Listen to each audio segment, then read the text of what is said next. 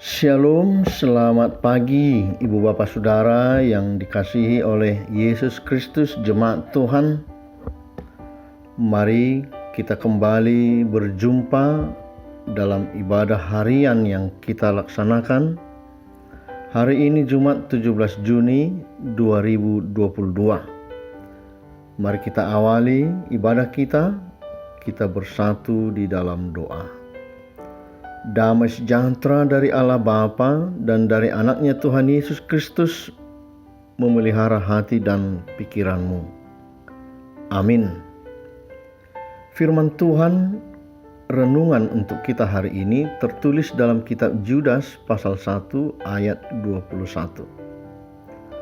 Peliharalah dirimu demikian dalam kasih Allah sambil menantikan rahmat Tuhan kita Yesus Kristus untuk hidup yang kekal.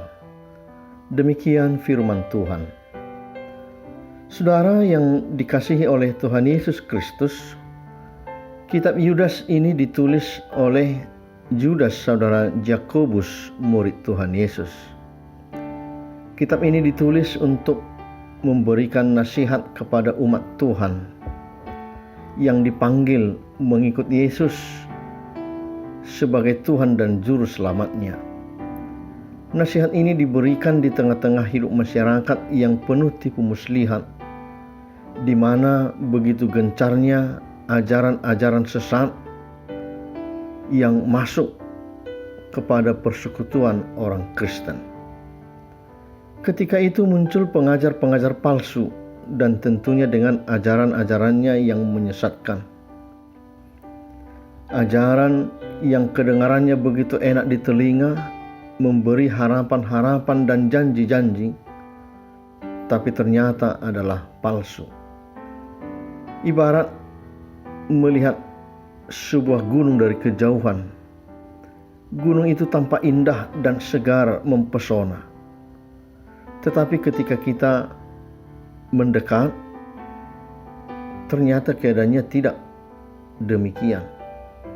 Karena di sana ada banyak pepohonan besar yang di dalamnya bersarang berbagai binatang-binatang buas dan berbisa.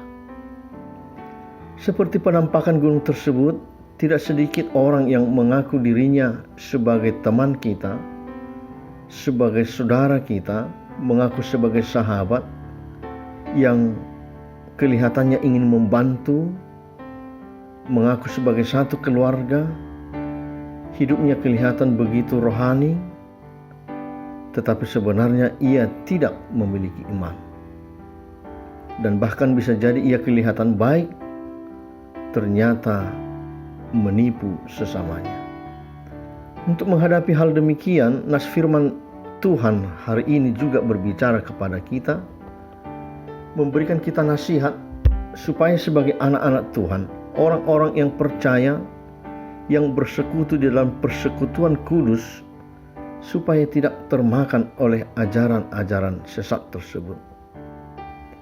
Nasihat dalam ayat 21 ini merupakan satu kesatuan dengan ayat 20 dan ayat 22 sebelum dan sesudah nas renungan kita, yaitu membangun diri dan melayani sesama.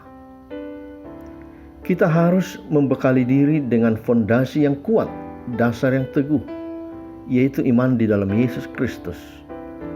Pada saat yang sama kita juga harus melayani dan menolong orang lain. Kita tidak dipanggil hanya memikirkan diri sendiri, tapi harus menjadi berkat bagi dunia ini. Namun harus diingat, kita tidak mungkin melayani orang lain bila diri kita pun tidak bertumbuh dengan baik dan bila kita tidak menjadi kuat. Sebaliknya, apa jadinya ketika kita membangun diri sendiri, memikirkan diri sendiri, tanpa melayani dan tidak peduli kepada orang lain? Sekali lagi harus jelas bahwa ketika kita membangun diri di dalam iman, itu adalah fondasi yang kuat untuk melayani dan melakukan perbuatan yang baik.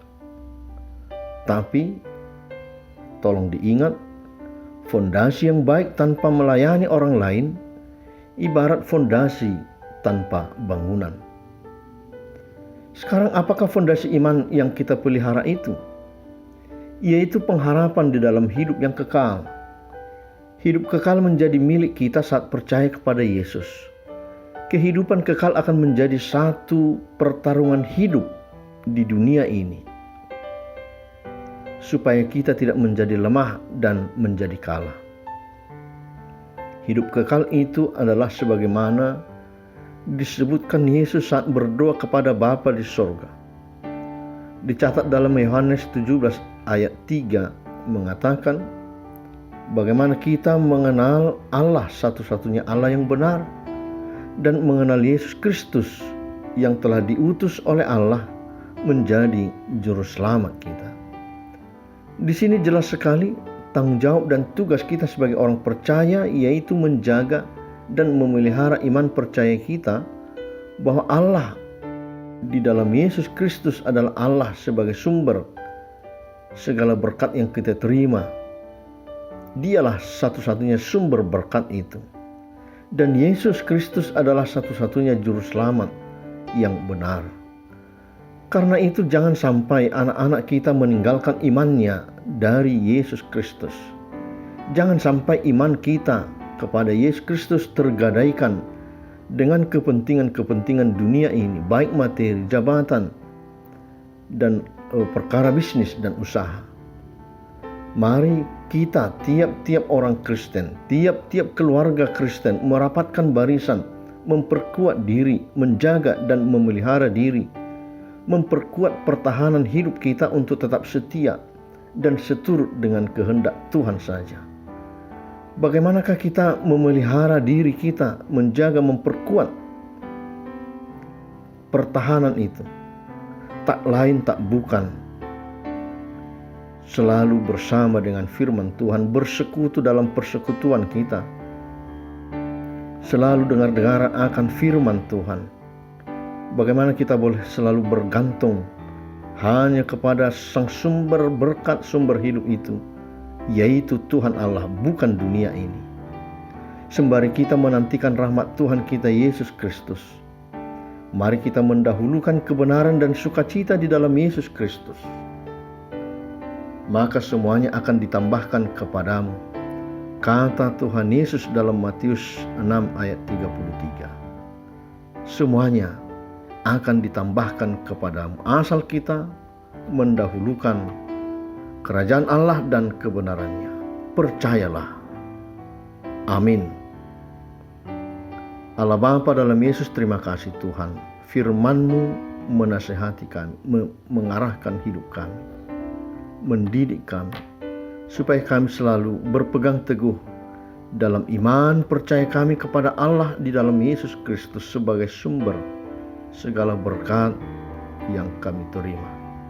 Supaya kami boleh kehidupan yang kekal, bukan hanya di dunia ini saja, tapi dalam kehidupan kekal selama-lamanya.